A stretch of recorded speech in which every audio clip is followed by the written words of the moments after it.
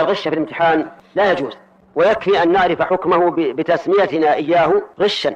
وقد قال النبي صلى الله عليه وعلى آله وسلم: من غش فليس منا. والاختبار والنجاح فيه يترتب عليه أمور هامة، يترتب عليه أولا الراتب والمرتبة والقيادة والريادة وأشياء كثيرة. فإذا نجح الإنسان عن طريق الغش فمعناه أنه ليس أهلا لهذه الأشياء التي تترتب على النجاح، فيكون بذلك ضارا نفسه وضارا غيره.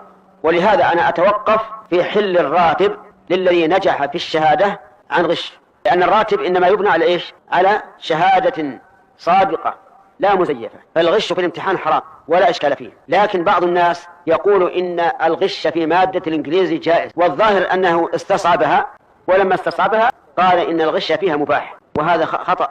مادة الإنجليزي وغير الإنجليزي ما دام مقررة لا بد أن تتقنها، ولا يحل له أن يغش فيها. أما من رأى شخصا من الطلبة يغش أو رأى مراقبا يلقن هذا الطالب فإن الواجب عليه أن يبلغ المسؤولين عنه ولا بد، وذلك لأن هذا من باب النصيحة. قال الله تبارك وتعالى: وتعاونوا على البر والتقوى ولا تعاونوا على الإثم والعدوان.